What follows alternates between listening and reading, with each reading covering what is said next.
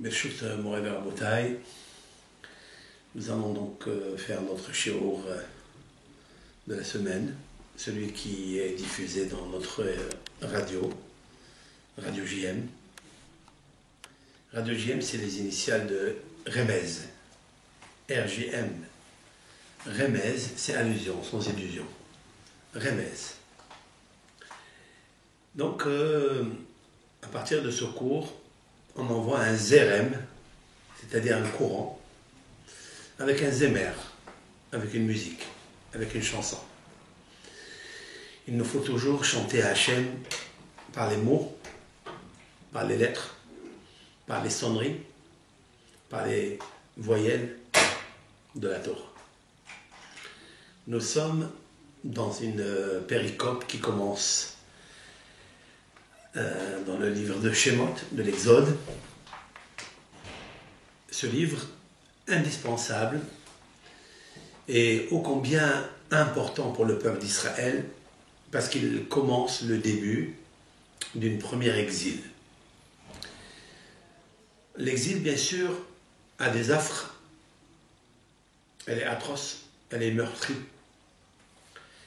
Elle sévit, pas seulement dans le physique, mais bien sûr dans le métaphysique, dans le mental, dans la simha, tout court, du Ham Israël. Nous sommes dans une période où les kabbalistes ont institué ce qu'on appelle tikkunim. Ce sont les embellissements de la neshama, les embellissements d'actes qui, quelquefois, ont affecté par notre comportement la Shekhinah. Je ne parle pas seulement de nous, qui vivons au XXIe siècle, mais nous sommes, les marionnettes et les clonages de générations qui nous ont précédés depuis la création du monde. 5777 que le monde est monde.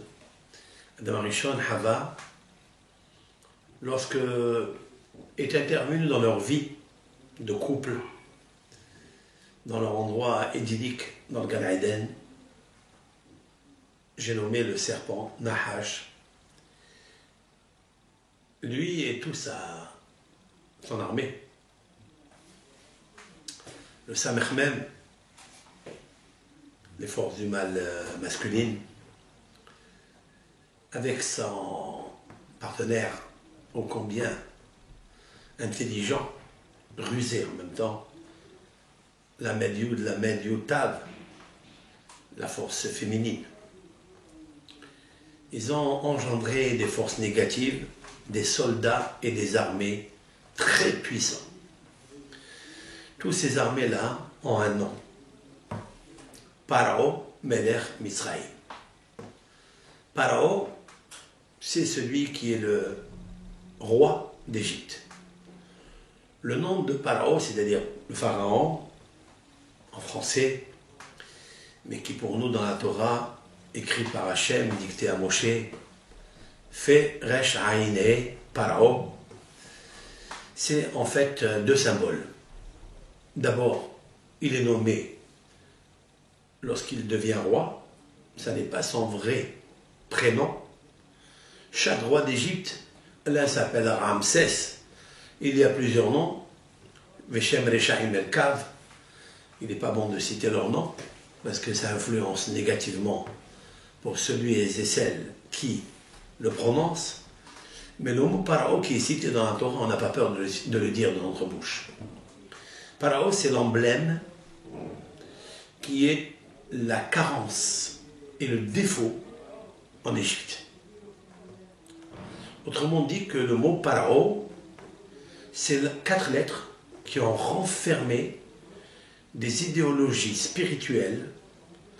Il a enfermé une méthodologie depuis que le monde est monde, à savoir les étincelles divines qui sont tombées par la faute de Adam Arishon, du cerveau, du moach de Adam Arishon, comme le dit Zohar HaKadosh, Tlat Tipin, 3 gouttes, je traduis chaque mot pour aller doucement dans ce shiur.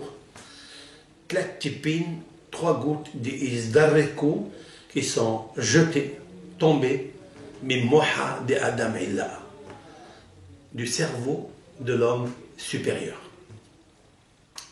L'homme supérieur, ça peut être l'homme qui se trouve dans l'ADN spirituel, métaphysique, abstraite, mais combien brillante. Et ça peut aussi correspondre l'homme Adam Arishon qui était investi de ce clonage supérieur, si l'on peut dire ainsi, le génome supérieur qui s'est investi en lui et il est devenu Adam sur terre, dans le Gan Eden.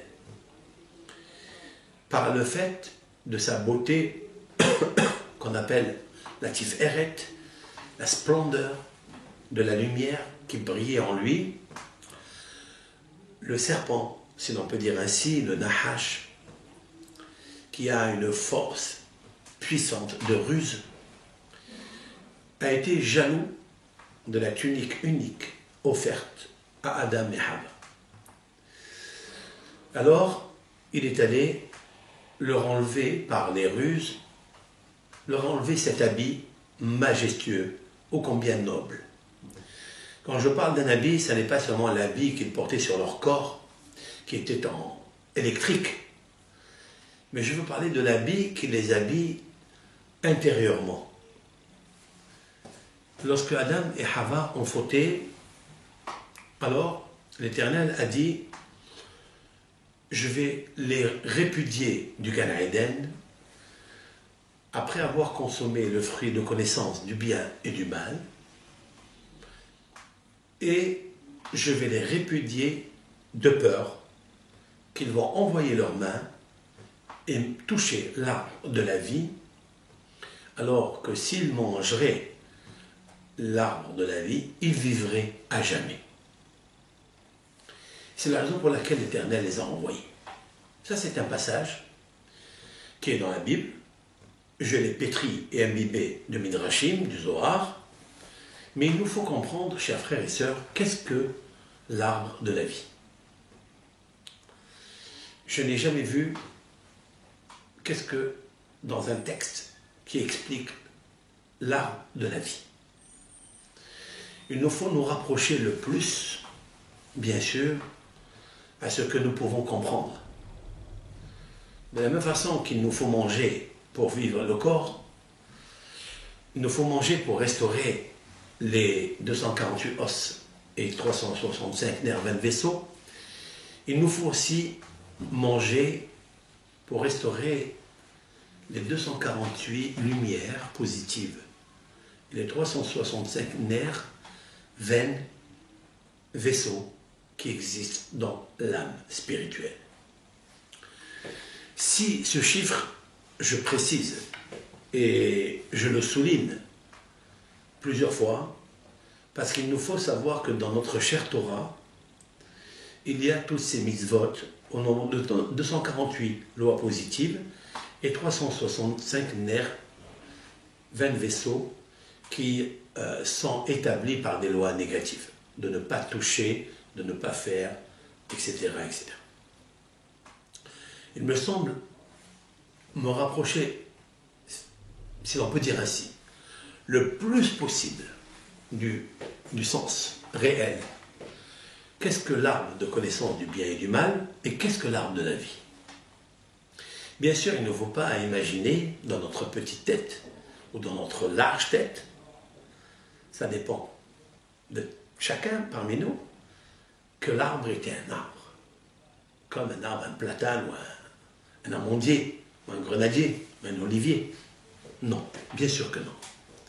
La Torah, lorsqu'elle nous parle toujours, c'est avec des devinettes, des énigmes, et c'est à nous de nous tracasser la tête, d'approfondir et de sortir la meilleure image qui pourra nous aider à comprendre pourquoi nous sommes venus dans ce monde. Et en fait, nous sommes les enfants de qui? Il est un Zohar qui dit, je vais d'abord faire une petite préface. Et puis après, nous reviendrons à la paracha de Shemot, parce qu'il nous faut savoir que les jours que nous allons traverser à partir de cette péricope sont des jours qu'on appelle Shovavim, dans la crostiche des parachiotes, Shemot, Vaera, Bo, Béchalah, etc. Shovavim, cela veut dire rebelle. Rebelle, ça remonterait au premier rebelle de la création. Il y en a deux, c'est Adam et Hava. Mais il y a un troisième qui est encore rebelle et qui essaye de nous tirer vers le bas pour s'éloigner de la pure compréhension qu'est-ce que le Hatzahaïm. Lorsqu'on parle de l'arbre de la vie, eh bien cet arbre de la vie, il va nous aider à réparer tous nos rébellions, tous nos actes qui nous ont amenés à nous éloigner, par le trouble, par Babel, par Yavan, par Madaï, par Édom que nous sommes. Mais tout a commencé d'abord dans la première galoute en Égypte. Ve'ele Shemot Bene Israël Habaim Mitzrayim. Là, le peuple d'Israël va naître. On va essayer de l'engloutir, de le noyer. Le Mashiach naîtra dans cette péricope, j'ai nommé Moshe Rabbeinu, puisqu'il est le vrai Mashiach, sachez-le. C'est ce qui est écrit dans les lectures du Zohar Hadash, qu'a écrit notre maître Rashbi, Rabbi Shimon Bar Yochai, Alav-Ashara. Dans le Zohar Hadash, il dit que là où a commencé la galoute, c'est là où naît le Mashiach, Tzidkenu, Moshe Rabbeinu. Et la maman de Moshe Rabbeinu et la sœur de Moshe Rabbeinu ont sauvé le Mashiach d'être englouti et noyé dans l'eau. Mais il a été sauvé par la fille du pharaon, à savoir Bathia. Bathia est un prénom qui est très beau. Si je traduis le prénom de Bathia, cela veut dire la fille de Dieu. Pas seulement Dieu dans son Elohim, pas seulement Dieu dans son Tsevakot, pas seulement Dieu dans son nom le plus large possible, mais dans la racine de deux lettres. Ces deux lettres étaient, entre guillemets, dans l'exil en Égypte. Yud Ke. C'est-à-dire la sagesse, Yud, et la Chorma, qui est la Chorma, la sagesse, et la Bina, l'intelligence. Ces deux lettres étaient en galoute. Et c'est ces deux lettres qu'il fallait récupérer pour ramener le tikkun à Adam, à Shalem.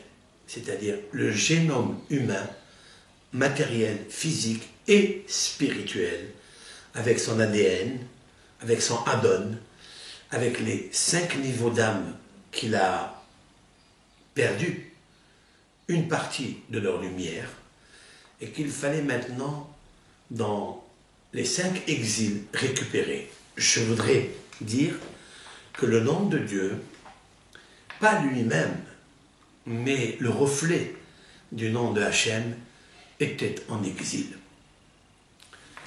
Pour cela, Akadosh Baruch Hu a fait en sorte qu'il descende en Égypte, que la Gézéra commence, et que la décision du pharaon avec les ingénieurs qui étaient autour de lui, tous ses conseils, qui lui ont donné un très bon conseil, de prendre les enfants hébreux et égyptiens et de les jeter dans la mer, parce que, ô combien ils étaient d'une puissance incomparable. Il y avait une très grande différence entre les ingénieurs et d'Égypte, parce qu'ils n'étaient pas de l'Égypte elle-même. En fait, les ingénieurs et les conseillers qui ont donné conseil au pharaon, comme il est marqué dans la Torah, quelques versets après, Havanit Hakemallo, venons, ingénions-nous. L'eau, Rachid dit, l'eau, lui, c'est pronom démonstratif, le peuple d'Israël, hébreu, et l'eau en levant le doigt vers le haut, c'est-à-dire à Kadosh Baruch Hu, trouvant un stratagème pour ne pas que le Mashiach, Moshéan chez Israël, comme il est écrit dans le texte, va naître en Égypte, donc faisant tout pour le noyer et le faire disparaître. Autrement dit que la force du mal est investie dans le pharaon. Mais le pharaon ne peut rien faire parce que le pharaon était obligé de demander conseil aux autres. Rappelons-nous que le Midrash nous a dit que dans Bereshit, que l'Éternel avait coupé les pieds et les mains du Nahash. Cela voudrait dire quoi? Que lui aussi il a perdu de ses forces. Avec les mains, on agit, avec les pieds, on court, on marche pour aller faire nos besoins. Et donc, le Nahash aussi il a perdu de ses valeurs. Il a perdu de ses armées. Et c'est la raison pour laquelle le Nahash avait tenté d'effacer Adam et Hava, mais il n'a pas pu. Et voilà que maintenant que Moshe Rabbeinu est né, il va naître, ils ont tenté, lui et 3 conseillers, Yitro, qui deviendra le beau-père de Moshe Rabbeinu, celui qui va être le Mashiach en Égypte, c'est celui qui va être le Mashiach qui va les faire sortir. Celui qui va être le Mashiach pour faire descendre la Torah du ciel, qu'il l'écrira et il la posera dans le Haron, dans l'arche sainte, qu'on amènera en Eretz Israël, dans le Kodesh HaKodeshim. Parmi eux, il y avait Iov, Job et aussi Balaam, Bilam. Ces 3 personnages ne sont pas de l'Égypte. Ce sont une importation qu'ils ont amené l'un de Aram Naharaim, c'est là où est né le peuple d'Israël finalement. On dit que Lavan habitait dans le Nahar Naharaim, à l'est, et c'est là où Yaakov Avinu a pris ses filles, Rachel, Léa, ses servantes, Bilha, Zilpa. Il a donné naissance chez Lavan, il a donné naissance aux 12 tribus d'Israël. Vous savez que les 12 tribus d'Israël correspondent justement à 50 lettres. Quand on calcule les 12 tribus d'Israël, leurs prénoms, Réhouven, Shimon, Lévi, comme il va être cité dans la paracha, vous trouverez qu'il y a 50 lettres en écrivant Binyamin avec 2 yud, parce que Binyamin est écrit avec un seul yud. Si on ajoute Binyamin avec un deuxième yud, donc ça ferait 50 lettres. Le chiffre 50 est très prépondérant dans cette paracha, parce que il y aura que 1/5 du peuple d'Israël qui va sortir d'Égypte. Le reste périra dans la plaie de Hosher, l'obscurité. Autrement dit que le serpent, c'est-à-dire le Parao, pourquoi je dis que Parao c'est le serpent? Parce qu'en effet, Parao c'est Péra, comme disent le Zohar HaKadosh, c'est écrit dans le Zohar. Péra, c'est-à-dire la bouche mauvaise. La correspondance intrinsèque qu'il y a avec le serpent, c'est que le serpent avait une bouche mauvaise. Et le fait d'avoir une bouche mauvaise, c'est-à-dire pleine de ruses, il a introduit et réduit la lumière de Hava et de Adam. Et comme ça a commencé avec un dialogue, c'est-à-dire avec la parole, parce que si Hava n'avait pas parlé avec le serpent, on ne serait pas aujourd'hui dans cette situation. C'est la raison pour laquelle je dirais avec l'aide de Hachem en quintessence que la période que nous traversons est une période de Shmirat Hadibour, c'est-à-dire de garder le silence, de parler de ce qu'on a besoin pour le travail, de parler de ce qu'on a besoin pour manger de ce qu'on a besoin, le strict minimum.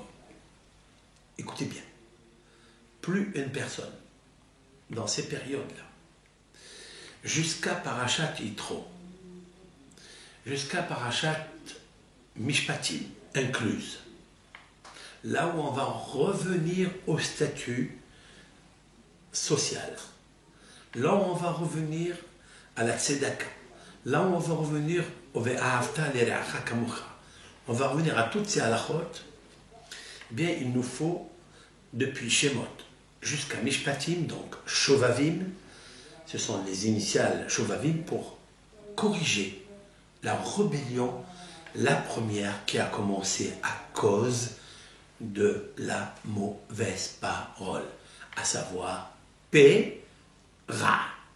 C'est la raison pour laquelle dans toutes les communautés d'Israël, et depuis fort longtemps, le Ham Israël a pratiqué dans chaque communauté le Ta'anit Adibour, à savoir le jeûne de la parole, qui consiste à se réunir au moins 10 personnes, au moins 10, plus il y en a, plus ça fait Kavod à Hachem, ça ramène plus de lumière à la Shekhinah rapidement, mais il nous suffit de 10 personnes pour que la Shekhinah réside parmi eux, parmi elles, parmi ces personnes, et on lit par la lecture de Tov, une bonne bouche, une belle bouche, de réciter les Tehillim 3 fois, où il y a 65 000 mots que l'on dit à travers les Tehillim, les 150 psaumes qu'il y a dans les Tehillim, nous les répétons 3 fois, et puis nous continuons la 4e fois jusqu'à Mizmor Shir, la Sheminite. On parle d'un Mizmor, je vous les ferai de toute façon un autre shiur pour voir la Ségoula qu'il y a dans le Mizmor par lequel on finit le Ta'anit Dibour, parce qu'il est tellement grand, il est relié justement avec le Tikkun, c'est-à-dire la réparation des Nitzotzot Kedusha, des étincelles spirituelles saintes qui ont été éparpillées, parsemées par la semence que nous avons perdue depuis Adam Arishon et les décennies ultérieures dans les générations Maboul, Palaga, Sédom et Enoch, qui sont tombés dans les réincarnations en Égypte, engloutis dans la matrice égyptienne. Quand je parle de la matrice égyptienne, cela veut dire le creuset égyptien pour épurer, laver, enlever les impuretés, retirer les impuretés qui se sont entremêlées dans ces étincelles divines, dans la matrice égyptienne. Et qu'est-ce que la matrice égyptienne? La matrice égyptienne, je vais vous la dire de suite. Paro. Paro, vous avez le Fé, la lettre Fé, et vous avez la lettre He. Au début, la lettre P, et à la fin, la lettre He. P, voici la bouche. À l'intérieur, c'est-à-dire dans la matrice du prénom du Paro, vous avez la Resh et Aïn, c'est-à-dire Ra, mauvaise.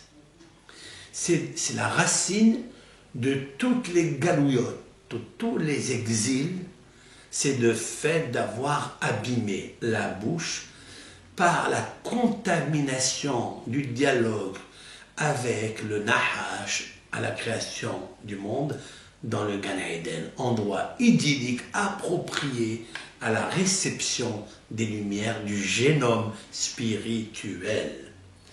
Et cette fois-ci, nous avons traversé dans tout le livre de Bereshit, nous avons épuré, mais combien de déceptions et de dépressions, combien de femmes juives, matriarches qui ont souffert par le biais de ne pas apporter et mettre bas facilement dans leur matrice. jusqu'à ce que Ava Rahman, c'est-à-dire le Père miséricorde Dieu, par sa grande clémence, a favorisé les matriarches et les patriarches pour prier à Hachem et construire la matrice. Cette fois-ci, la matrice qui va réceptionner un enfant qui s'appelle Yitzhak dans Sarah et un enfant qui s'appelle Yaakov dans Rivka. Cette fois-ci, c'est grâce à Ava Rahman, c'est-à-dire on a levé les yeux à Hachem, le Père de la clémence et de la miséricorde. Si vous prenez le mot, les deux mots, Ava Rahman, le Père de clémence, de miséricorde, de pitié, eh bien vous trouverez les lettres, écoutez bien, qui vont se subdiviser en deux parties, en deux mots. Vous trouverez Aleph, Bet, Nun, He, Evne, c'est-à-dire construire. Il restera Resh, Het, Mem, Rehem, la matrice. L'Éternel, grâce à la prière qu'un Ben Israël, qu'une Bat Israël fait générer, émerger d'elle, des profondeurs de sa matrice de l'âme, matrix de l'âme, eh bien, elle construit par une aide, Si'ata d'Ishmaya, une aide spéciale de Hakadosh Baruch Hu, qui lui construit le Rehem. Même si Sarah n'avait pas de Rehem, et même si Rivka était stérile et que tout était muet et immobile, sans créature animée, eh bien Hakadosh Baruch Hu, par le biais de la Tfila, il va créer le Rehem qui va lui donner Yitzhak, qui va lui donner Yaakov, qui seront les deux patriarches qui commencent la réparation de la galoute qui a été dite à Abraham Avinu dans l'alliance entre les morceaux Bibrit Ben HaBetarim, qui lui a dit à Hakadosh Baruch Hu, tu as choisi l'exil pour tes enfants, ils iront dans un pays qui n'est pas le leur. Et là, il lui dit quelque chose. Qui guerre yé zaracha be'eretz olaim. Écoutez bien les mots codés, cachés, intériorisés dans la lumière des lettres de la Torah. Qui guerre yé zaracha, car ta descendance sera étrangère, guerre, be'eretz l'olaim, dans un endroit qui n'est pas à eux. Pourquoi il lui a ajouté Be'eretz l'olaim dans un endroit qui n'est pas la leur? Mais tout l'endroit où tu iras, qui n'est pas Eretz Israël, la terre qu'a promis à Hachem, a donné à Abraham, Isaac, Yaakov, de donner à ses enfants, les Shevatim, sera toujours une terre en exil. Pourquoi l'olaim? L'olaim, c'est un peu plus fort que ce que l'on pense.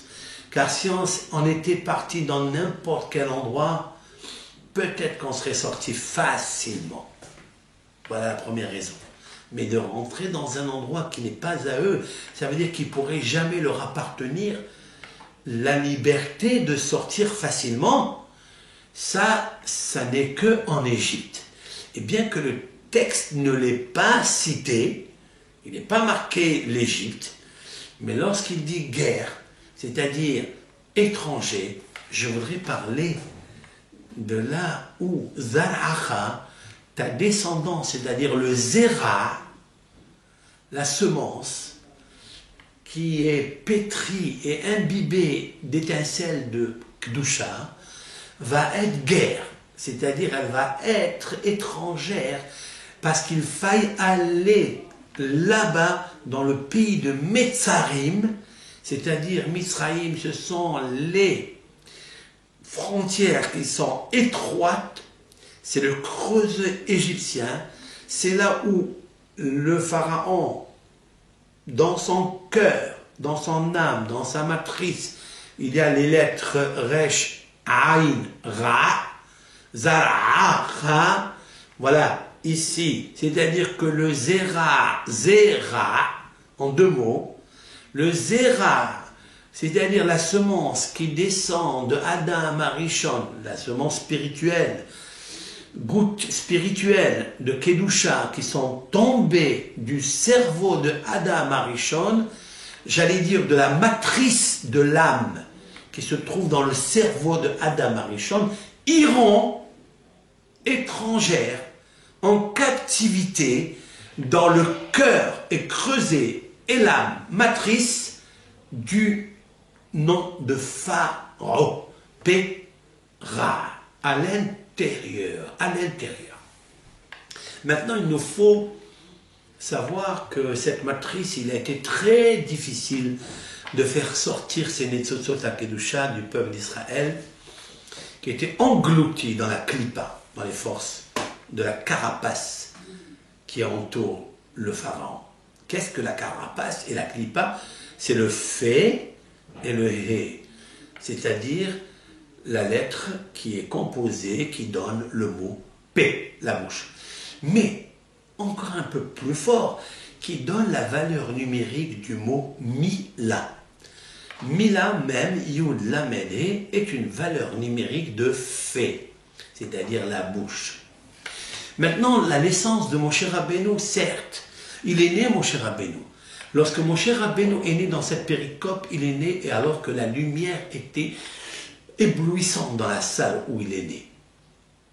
Parce que Moshe Rabbeinu est celui qui va devoir réciter la Torah au peuple d'Israël par sa bouche, mais il va citer le P Tov, parce que la Torah, elle est le Tov, elle est l'antithèse du Ra, et en fait, elle est la réparation du Etzada Tov Ra.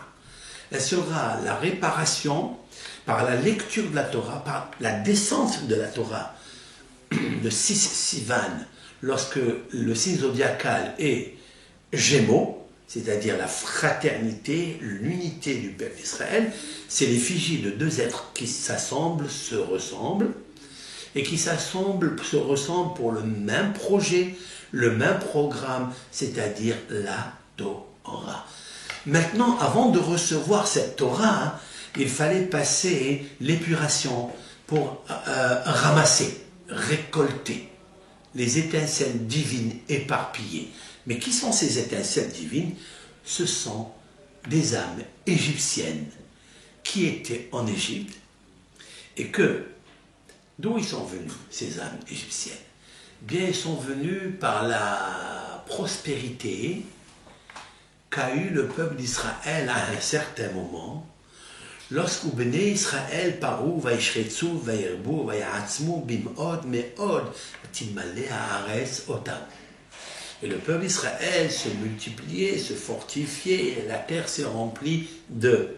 La terre d'Égypte s'est remplie d'eux. Et la question de savoir pourquoi la Torah nous précise-t-elle que le peuple d'Israël a rempli l'Égypte alors que le peuple d'Israël était dans une localité qui s'appelle Goshen, la terre que le pharaon a donnée à Sarah.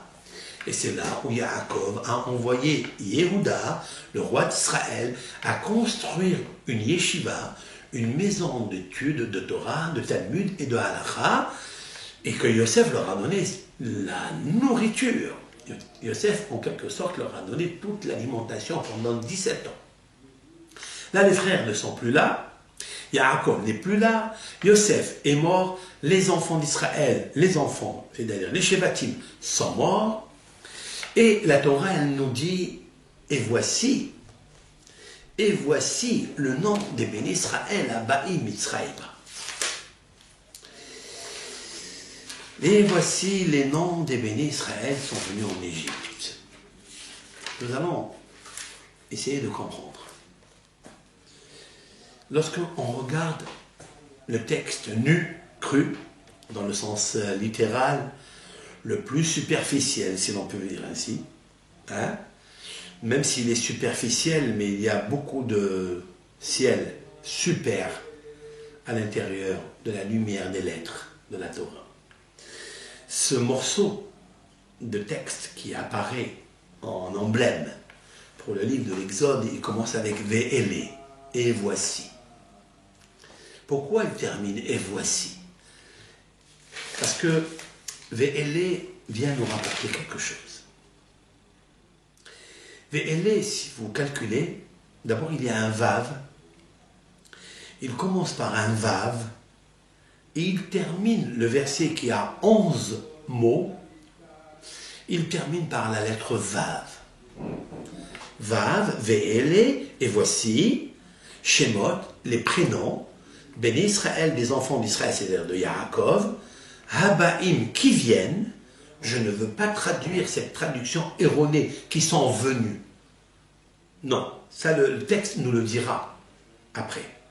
Habaim, qui viennent, nous sommes encore en train de venir dans cette obscurité d'exil qui s'appelle Mitzrayim. Et Yaakov, avec Yaakov, Ish ou Beto Ba'ou. Là, lorsque vous lisez, regardez la sonorité que je sors avec la tonation que je dis, Ba'ou. Vous avez la lettre Bet, puis il y a une gaïa, il y a un trait, ça s'appelle dans la grammaire du Dikdouk, Mi-le-el. Mi-le-el, Ba'ou. Ils sont déjà venus. Ce texte commence par la lettre Vav et termine par la lettre Vav. Fort intéressant de savoir pourquoi Akadosh Baruch Hu a demandé à Moshe Rabbeinu d'écrire ce passage de 11 mots avec la lettre Vav au début et la lettre Vav après. J'ajoute une autre préface. Ve'ele, et voici. Vous pouvez lire Ve'léa. Ve'léa. Qu'est-ce que Ve'léa? Et Léa. De qui s'agit-il? De notre patriarche Léa, qui a donné 6 enfants à Yaakov. C'est pourquoi Vav, la lettre Vav, oui, aussi. Mais Ve'léa, c'est la dimension de la Shekhinah qui s'appelle Léa. Et ici, comme si la Torah nous préparait à cette tradition ancestrale qu'est la pratique du Tikkun Hatzot, Tikkun Léa, c'est-à-dire la lecture, les embellissements de la Shekhinah qui s'appelle Léa, qui se pratique à partir de 00 minuit, minuit 00, c'est-à-dire minuit 00, Hatzot Laïla, la moitié de la nuit. Les passages que nous lisons, ça n'est pas tout le monde qui pratique le Tikkun Hatzot, mais tout le monde est invité à éviter les tsarot, les affres, les tragédies que le peuple d'Israël traverse tout au long de l'exil. Et encore, les tsarot, ce sont les difficultés et les peines, les souffrances qu'une petite maison qui contient un papa et une maman avec des enfants, des filles, où les parents, la maman, voient la difficulté de l'éducation, la difficulté de les marier, la difficulté de les éduquer dans un niveau scolaire des meilleurs, Kodesh et Hol, combien c'est difficile. Pourquoi cette maman, ce papa ne prendrait pas une invitation de eux-mêmes par les Hachamim, s'ils ont un bon cœur, de se lever peut-être, je ne dis pas tous les soirs, se lever une fois par semaine et de faire Tikkun Hatzot, Tikkun Léa, de prier à Hachem, c'est-à-dire quoi? Vous savez très bien qu'avant Hatzot, avant minuit, il est interdit d'étudier les Tehillim, car on n'a pas le droit d'étudier les Tehillim le soir, la nuit, c'est-à-dire à partir du coucher du soleil, sortie des étoiles, jusqu'à minuit, il est interdit dans cette tranche d'heure, dans cette mishmara, dans cette garde, il nous faut être nishmar, il nous faut nous garder et être vigilant de ne pas étudier les Tehillim. Parce que les Tehillim, c'est la lecture de la Torah, et la lecture de la Torah est synonyme, qui est associée avec la miséricorde. Étant donné que la tranche à partir du coucher du soleil jusqu'à minuit est une tranche qui est réservée à la sentence, à la rigueur, à la nuit, tout court. La nuit est synonyme de mazikine, c'est-à-dire ce sont les démons, ce sont les forces négatives, les ondes maléfiques qui circulent dans cette tranche d'heure. Cela, il ne faut pas mélanger la Torah qui est la douceur, les Tehillim qui sont les chansons à Hachem, d'éloge et de Hesed, qui apportent la simha à Hachem Ibarach et qui apportent les rahamim, la miséricorde. Il ne faut pas inciter la force du mal à combattre contre toi. C'est leur territoire, il ne faut pas s'immiscer. Il y a une frontière à ne pas dépasser. Par contre, à partir de minuit, là où Léa, avec Rachel, c'est pas Rachel, notre matriarche, mais il y a une matriarche qui dépasse notre entendement, celle qui est une lumière, qui s'appelle Rachel, et qui s'appelle Léa, qui, elle, ces lumières-là, descendent dans ces mondes pour envoyer leur lumière sur le monde depuis minuit jusqu'au petit matin. Cette tranche d'heure, elle est très favorable pour la réparation et pour l'adoucissement des rigueurs et des souffrances que nous vivons tous les jours, soit avec nous-mêmes, par des maladies ou autres, par le manque de parnassa, par le manque de mariage pour les enfants, par le manque des ivougim pour le hatan et pour la kala, qui errent dans Mitzraïm, c'est-à-dire dans l'étroitesse, et n'arrivent pas à sortir. C'est le moment d'employer le Pétov et de faire l'embellissement de Léa. Qu'est-ce que Léa? Ce sont Tikkun Léa, ce sont des passages qui ont une puissance nucléaire codée qui peut faire que du bien à la personne qui pratique la lecture avec joie et lentement, à voix haute, un tout petit peu à voix haute, et s'adresser à la Shekhina pour lui ramener la lumière, entre guillemets, qu'elle a perdue à cause des étincelles divines qui ont chuté du cerveau matrice de Adam, génome Elion, avec Adam, génome Tahton en bas. Et cela est tout en Égypte.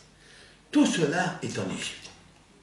C'est ça, Ve'ele Shemot Bene Israël, Abaim Israël. Ve'lea. Maintenant écoutez bien. Ve'ele est une valeur numérique de 42. Bet, même. Bet c'est 2 et 40 c'est même. Ve'ele, Vav, 6. Aleph c'est 1, donc 7. Lamed c'est 30, 37. Et 5, 37 et 7, 5, ça fait 42. Qu'est-ce que 42? 42 est un nom de l'Éternel. Il est 4 noms de l'Éternel. Chaque nom régit un monde. Vous avez le monde de l'émanation, après formation, création, action. Le Shem, le nom sacré, même bête, c'est celui qui extrait, écoutez bien, extrait par la lecture des Tehillim, par la lecture de Anna Bekoach Gedulat Yeminecha Tatir Tseroir qui contient 42 mots, eh bien, ce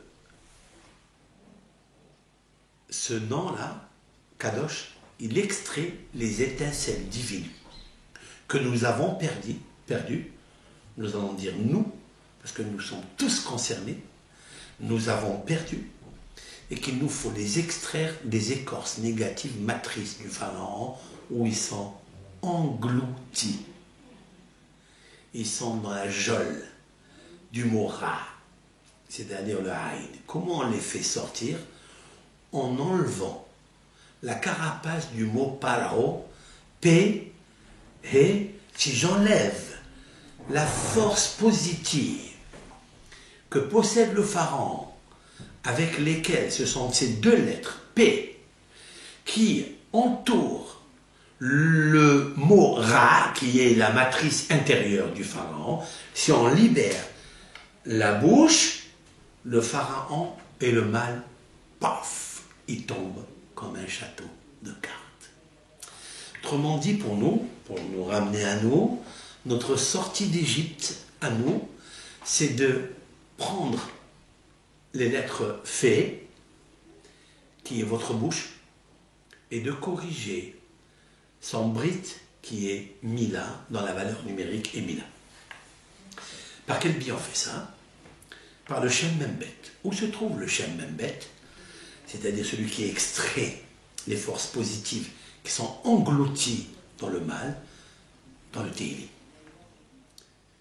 Le Rav Hida, Ava Shalom, a fait remarquer, écoutez bien, Ve'ele Shemot Bene Israël Habaim,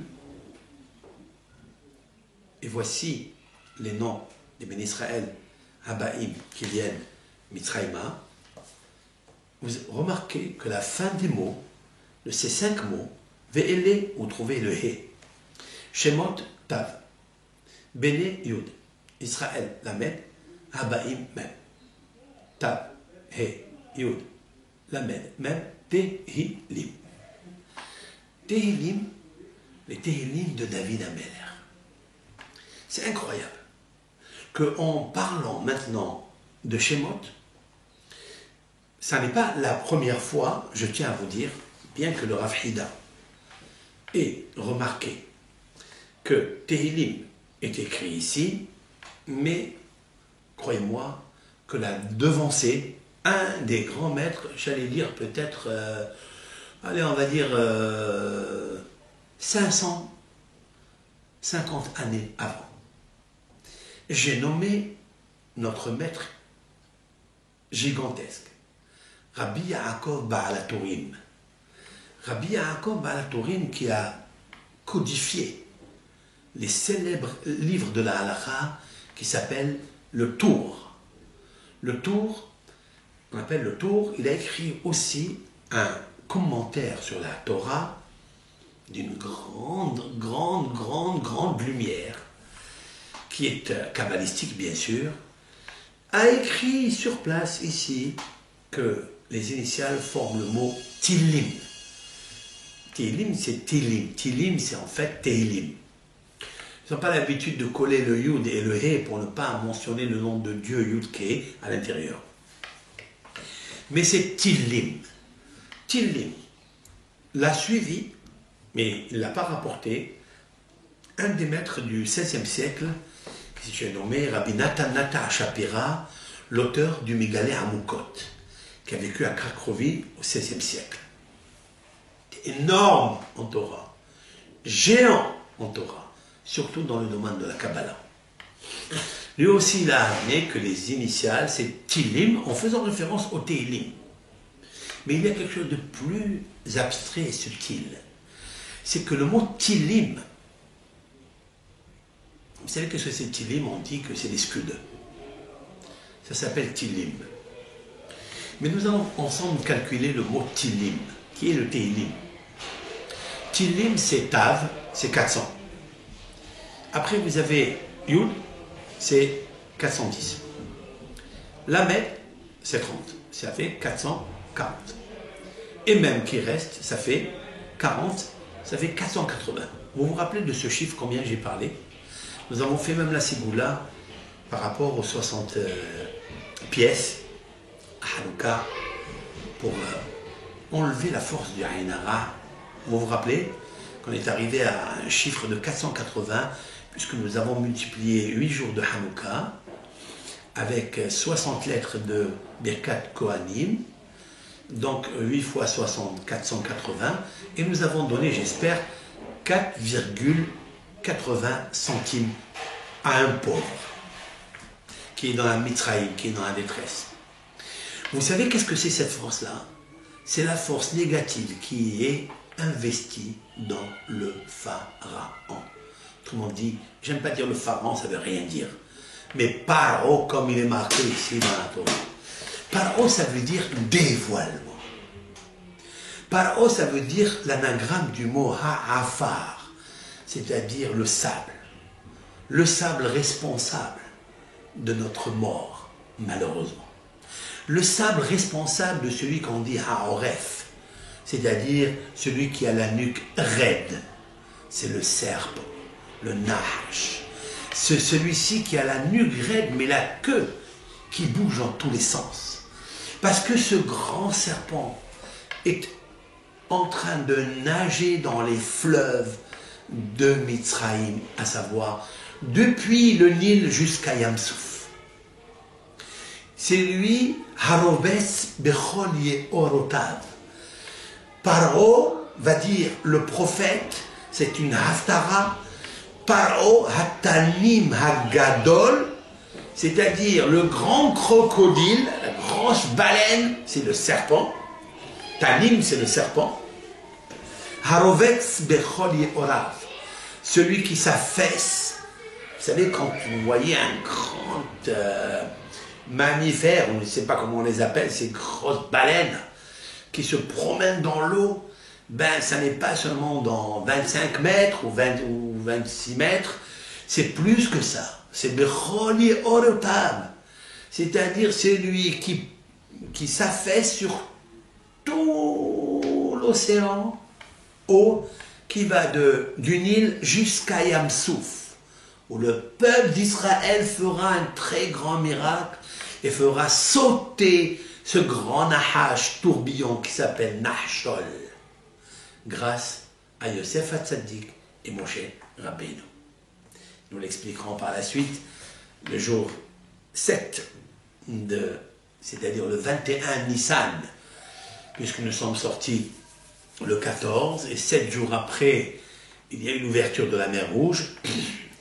Nous avons ouvert déjà le Nil par la naissance de Moshe Rabbeinu, par la récupération du sarcophage de Yosef Hatzadik qui était plongé dans le Nil, parce que le serpent du pharaon l'a bien saisi là-bas pour apporter l'abondance jusqu'à un moment, 210 années.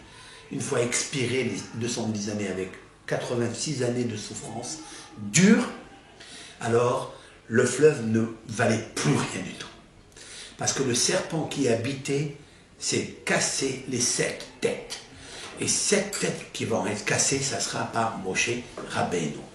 Maintenant, regardez en même temps que moi. Mais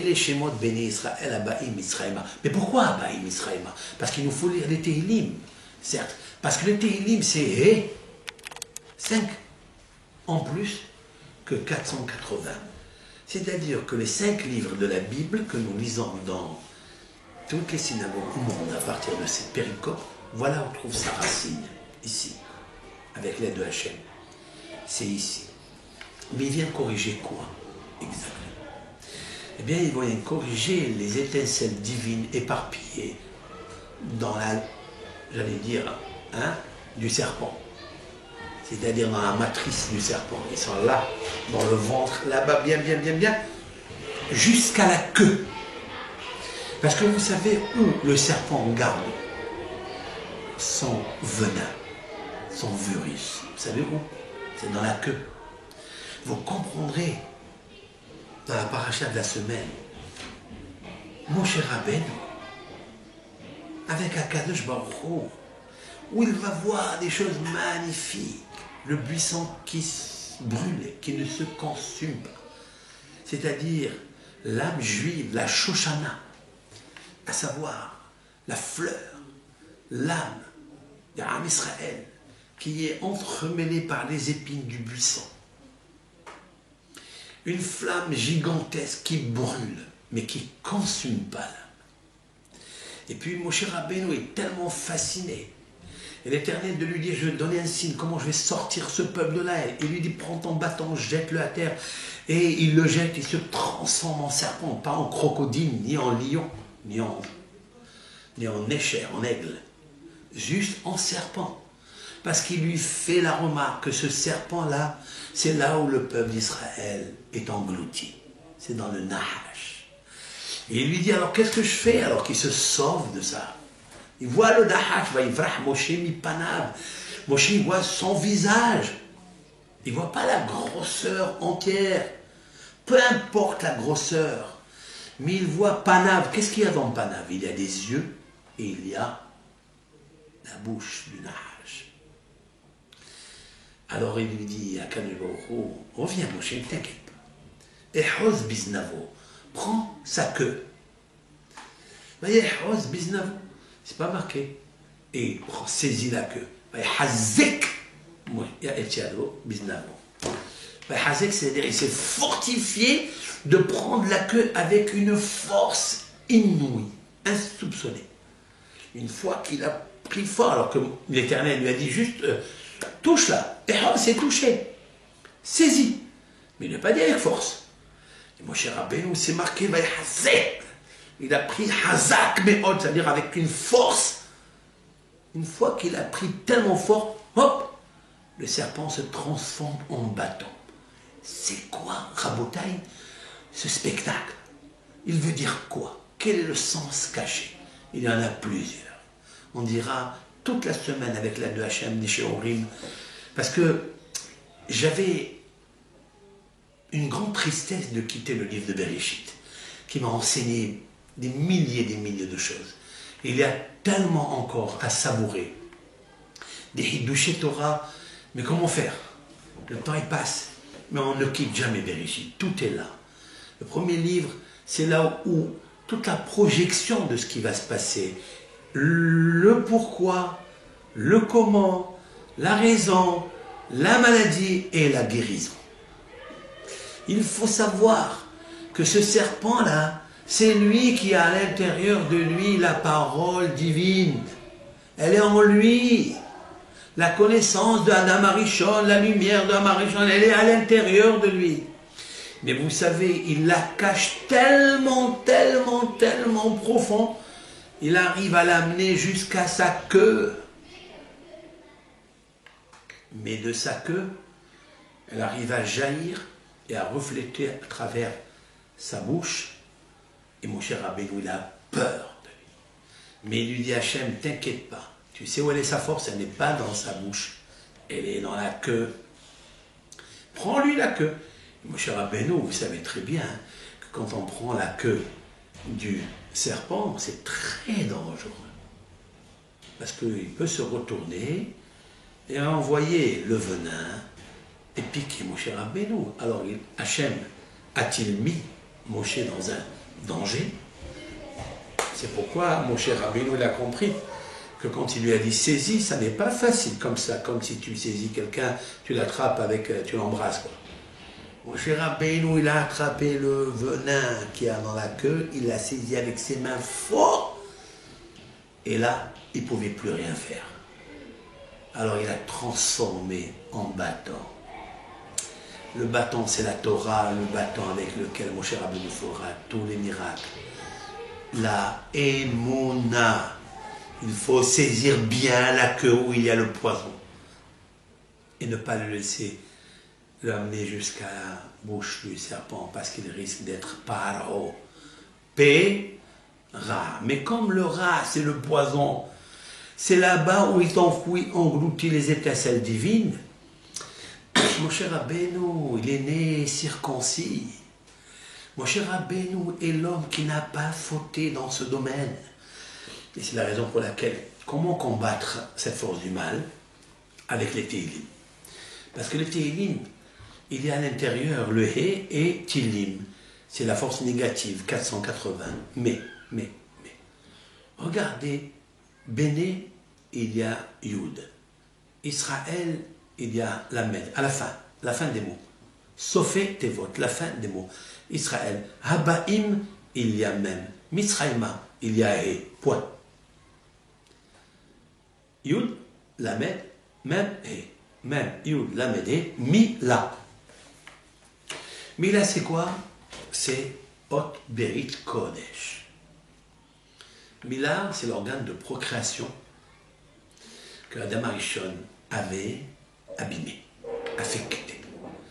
Et il avait perdu plusieurs étincelles, plusieurs. Et combien?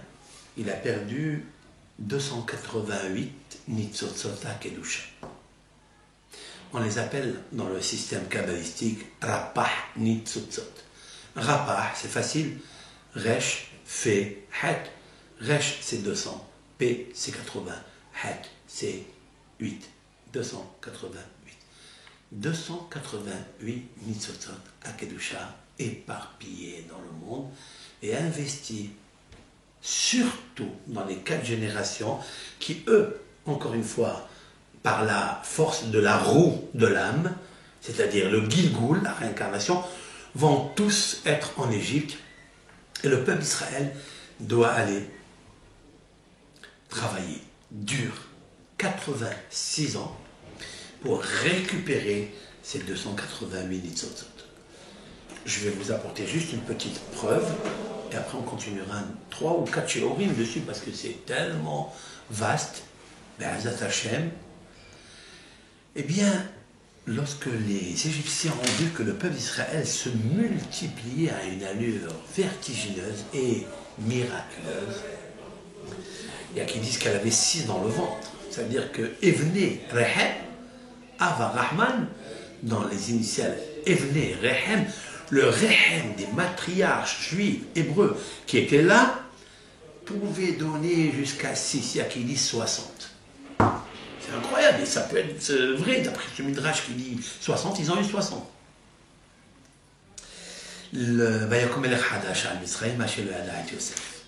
Voilà, il se lève un roi nouveau, tout nouveau. Il y a qui dit c'est le même, il a changé un peu de style, de look, il a commencé. Qui est celui-là? C'est qui?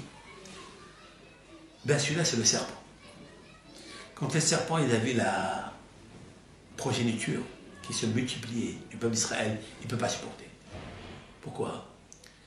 Parce qu'il est un corps dans le ciel qui est rempli de Neshamot. Et plus les Neshamot sortent, plus Mashiach ben David il arrive. Et voilà que, grâce à ces âmes qui sont sorties, ils ont arrangé 202 étincelles divines éparpillées. D'où je le sais, ben il est marqué. Vayomer El Amo, il a dit à son peuple, ce roi nouveau. Et je vais vous apporter des preuves par écrit, par des séquences de lettres, où va apparaître le mot Mashiach et le mot Nahash. Retenez bien. Parce que Nahash, c'est la même valeur numérique que Mashiach. Quand il y a le mal, il y a toujours le bien, en parallélisme. Il leur dit à ses conseillers, Havanit Hakemalo. Non, pardon. Il dit à son peuple, Hine, Am Ben Israël Rav, Ve'atzum Mimenu. Voici le Ben Israël. Rav, c'est quoi Rav? Multiplié, multiple, nombreux. Ve'atzum est puissant, Mimenu, que nous. Pourquoi il a donné le nom de Rav? En fait, Rav, c'est Resh, c'est 200. Et Bet, c'est 202. 202 Nitzotzot HaKedusha qui ont été éparpillés, qui ont été corrigés et embellis par la Piria Verivia. Parce qu'ils ont corrigé, ils ont ramené les âmes avec des âmes fraîches, nouvelles, des âmes Kedushot. Mais ces âmes-là, combien d'années elles vont travailler pendant 210 ans? Normalement, ils devaient rester 400 années en Égypte. Mais ils sont restés 210 ans. Pourquoi? Parce qu'il y a eu 86 ans avec un dur labeur. Ils ont travaillé Behomer, Bilvinim, des travaux qui ont fracassé leur corps et leur âme. Pourquoi 86? Pourquoi? Parce que c'est le nom de Elohim. Ce sera pourquoi on prendra le kos, on prendra le verre, la coupe de vin à Pessah. Parce que kos, c'est la valeur numérique 86. C'est vrai, c'est vrai. Mais il y a plus que ça. Parce que si vous prenez 202 âmes qui ont été rattrapées et corrigées et embellies, et on les ajoute à 86, ça me fait combien? Ça me fait 288. Ce sont les 288 étincelles divines qu'a perdu Adam Arishon de son cerveau, qui ont été éparpillés dans le monde et qui ont été oppressés par le Maboul, qui en a perdu des milliers, effacés de la terre. Après Sédom, effacés de la terre. La tour de Babel, c'est cela, qui les a éparpillés au nombre de 70, et les 70 nations sont venues en Égypte. C'est-à-dire Babel, Madaï, Yavan, Édom sont venus en Égypte. Vous savez d'où je le sais? Les Shemot Ben Israël, Habaim. Ils sont venus. Ils sont en train de venir. Oh! Regardez les initiales Baim, Bet Aleph Yud, mais Babel, Édom, Yavan, Madaï. Tout cela, Mitzraïm, en Égypte. Et le peuple d'Israël devra descendre là-bas pour récupérer parmi les 70 nations des convertis. Le but de la descente en Égypte, c'est pour faire des convertis et prendre au pharaon le maximum que le serpent originel a volé à la Shekhinah. C'est pour ça que Mitzrayim, c'est la valeur numérique Shekhinah. C'est pour elle qu'on est descendu. Elle est descendue avec nous. Elle remontera avec nous, avec la Torah d'Israël que Moshe Rabbeinu alav shalom va nous amener.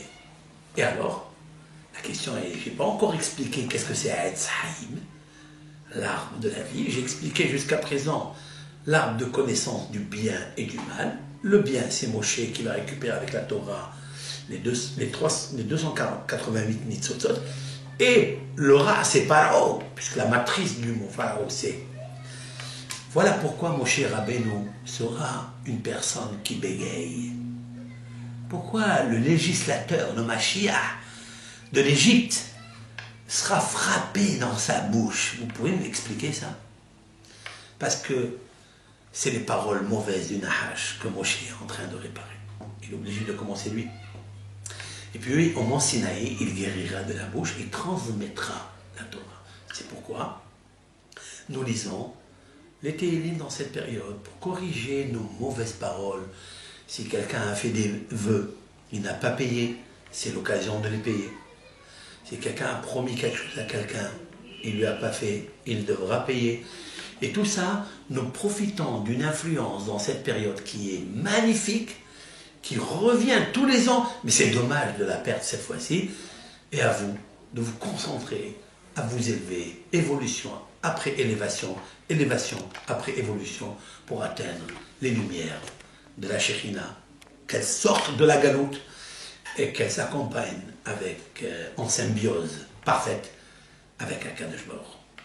Puisse l'Éternel nous envoyer Mashiach Tzidkenu, les Gaolenu, pour nous sauver et nous sortir de cette galoute. Bimeria, Bienvenue, Chol Am Israël. Amen.